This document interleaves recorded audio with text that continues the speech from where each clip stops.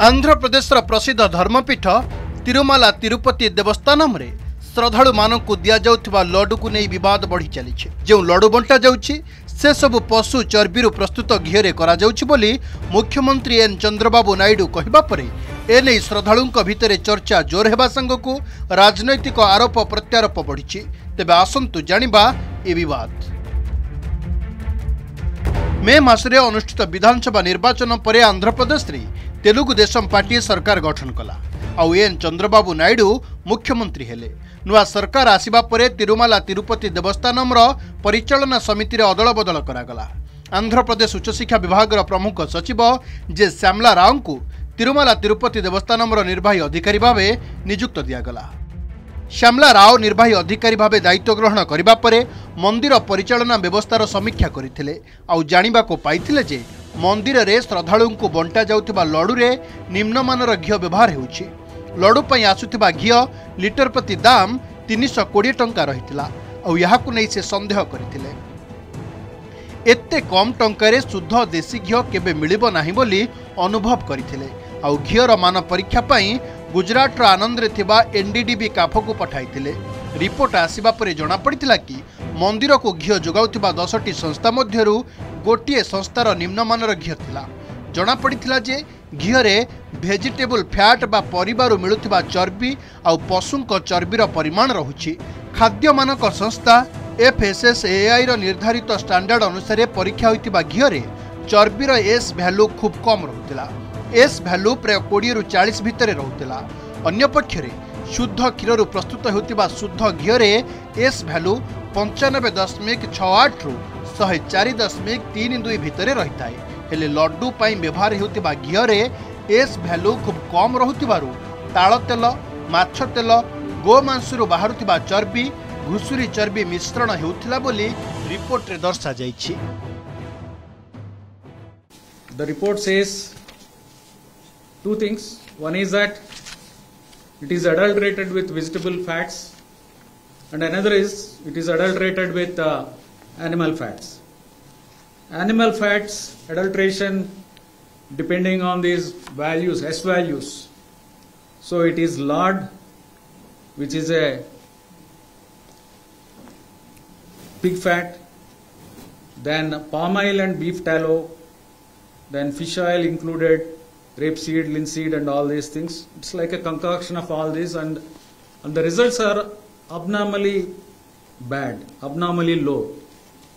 Like the pure ghee, pure milk fat, the pure milk fat should have reading between 95.68 and 104.32. That is the range a pure milk fat should have. But unfortunately this sample, almost all the samples have values around 20.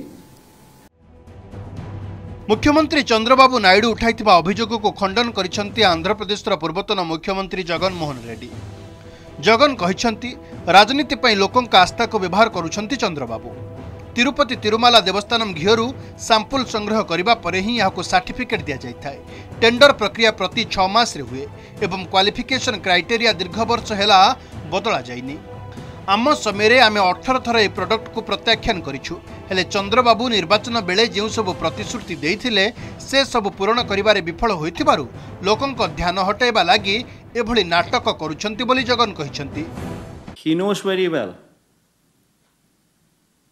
that during the course of these 100 days, Chandrababu Naidu failed on every promise what he made to the people during his election campaign. He failed on every campaign, he failed on every promise that is mentioned in the manifesto. In the manifesto, he spoke about Super 6, in the manifesto, he spoke about Super 7.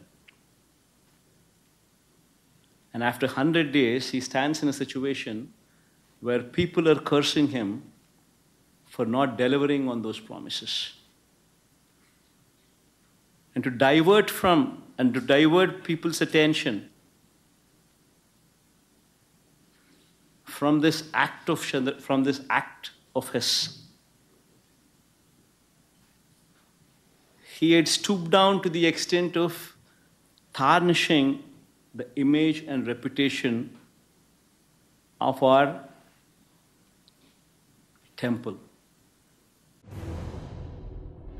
सेपटे लोकों आस्था जोड़ी होइतिबारु ए घटना को गुरुत्वर सह नेइछंती केंद्र स्वास्थ्य मंत्री JP Nadda. एने तदंत करने को राज्य सरकार को कहुଯାଇଛି।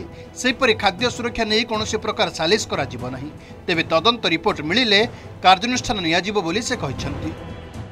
आज ही मैंने चंद्रबाबू नायडू जी से, जैसे ये असल में ये खबर डिजिटल मीडिया के माध्यम से आई है और कुछ जगह पर रिपोर्ट हुआ है, तो जैसे ही ये खबर मुझे मिली मैंने चंद्रबाबू नायडू जी से बात की, उनसे मैंने डिटेल उसकी ली है और मैंने उनको कहा है कि आप तुरंत एक जो आपके पास अवेलेबल रिपोर्ट है वो रिपोर्ट आप मुझे भेज दें। उस रिपोर्ट को मैं एग्जामिन भी करूंगा, स्टेट रेगुलेटर से भी बातचीत करूंगा, उनका क्या कहना है उसको भी जानूंगा। उस जो रिपोर्ट है जिस सोर्स से आई है उस रिपोर्ट को पूरी तहकीकात करके उसके सारे पहलुओं को ध्यान में रख करके suitable action will be taken accordingly. जो भी कानून के दायरे में और जो भी हमारी नियमावली food safety standards authority of India के तहत आती है उसके तहत हम इस पर कार्रवाई करेंगे।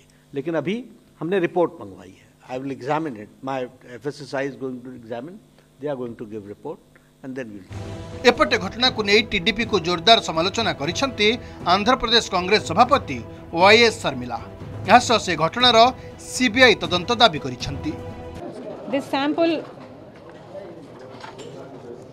reported that there is beef tallow and fish oil also in the ingredients that were used to make the laddus, the prasadam, in the Tirupati. We do not understand why Mr. Chandrababu Naidu made this so casual. Therefore, the Congress party is taken upon itself very seriously. We are demanding a CBI inquiry into this issue because it is not a small issue. It does not pertain to a small group of people, but to crores of people. We have also written to the Home Minister of India, Mr. Amit Shah,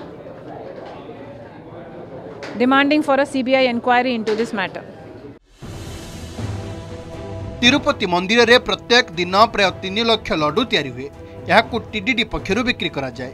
Laddu विक्रयरु TTD वार्षिक 500 कोटी टंका आय करिथाय। Bureau report, Odisha reporter.